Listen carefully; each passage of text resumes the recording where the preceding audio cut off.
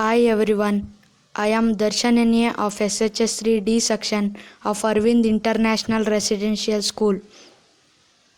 Arvind International School is the best school over Karnataka for the best education. I am studying in this school since from last 2 years. I am very satisfied with my school. Due to COVID-19, the teachers had started online classes for us. It is going very good and all are attending the classes. I am really thankful to my teachers for conducting online classes for us.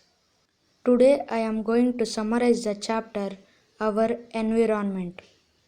Environment is the sum total of external factors, substances, living beings and conditions that surround an organism and influence the same without being its part.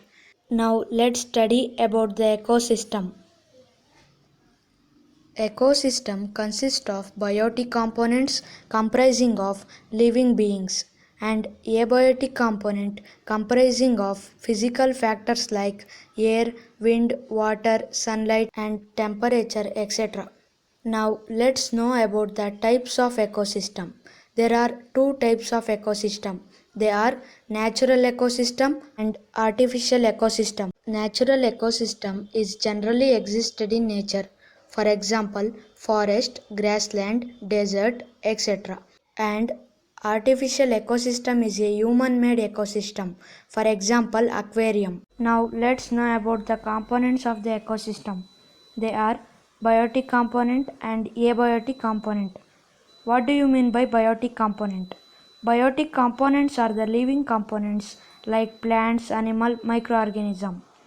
Biotic component comprises of producers, consumers, decomposers. Producers are the green plants which prepare their own food by the process of photosynthesis. Consumers are the organisms which consumes food prepared by the producers. Consumers can be classified as herbivorous, carnivorous and omnivorous. Decomposers. They are the microorganisms which decomposes dead plants and animals. Next component is abiotic component.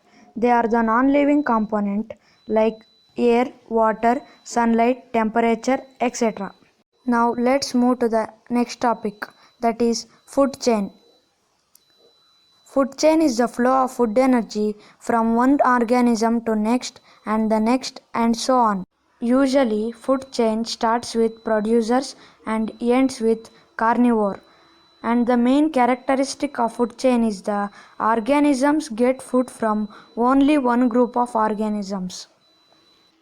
Now let's move to the next topic, that is food web. Food web is the group of several interconnected food chains. The main characteristic of the food web is organisms get food from more than one group of organisms. Now let's move to the another topic, that is biomagnification or biological magnification. The increase in the concentration of harmful chemicals in the bodies of the organism at the higher tropic level is known as biomagnification. Now let's move to the next concept, that is tropic levels. Each step in the food chain where the transfer of food energy takes place is known as tropic levels. The first tropic level is producers. The second tropic level is primary consumers. The third tropic level is secondary consumer. The fourth tropic level is tertiary consumers. Now let's know about the energy flow in tropic level. Green plants absorb about 1% of solar energy falling on the leaves and store it as food energy during the process of photosynthesis. During the transfer of food energy from one tropic level to the next, 90% of food energy is lost to the environment and only 10% of energy is carried to the next tropic level. So, we can observe that there is a decrease in the amount of food energy transferred at every tropic level by 10%. This is known as 10% law.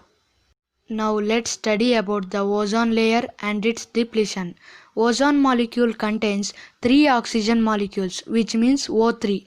At higher levels in the atmosphere, the UV rays, the gas released by the sun, split some oxygen molecules into free oxygen molecules, which combines oxygen molecules to form a ozone. It is highly poisonous. The ozone layer is present in the higher level of the atmosphere. It protects the earth from the harmful UV radiation from the sun. We know that UV radiation causes skin cancer in humans. The ozone is being damaged by the use of chemicals like chlorofluorocarbons, which is used in refrigerator, air conditioners and fire extinguisher. Now let's move to the next concept, that is managing the garbage that we produce. The household waste is called garbage. Some of the garbage is non-biodegradable and some of the garbage is biodegradable, but it causes pollution of air, water, soil. So, we should find the methods of garbage disposal. They are landfills, recycling, production of biogas and manure, preparation of compost, incineration, sewage treatment. Again, garbages can be separated into biodegradable and non-biodegradable waste. Biodegradable waste are the waste which are decomposed into harmless substances microorganism. For example, peels of fruits and vegetables, cotton, jute, etc. Non-biodegradable waste. These are the waste which are not decomposed by the microorganism. For example, polythene bag, plastic, rubber, insecticide, etc. Thank you everyone.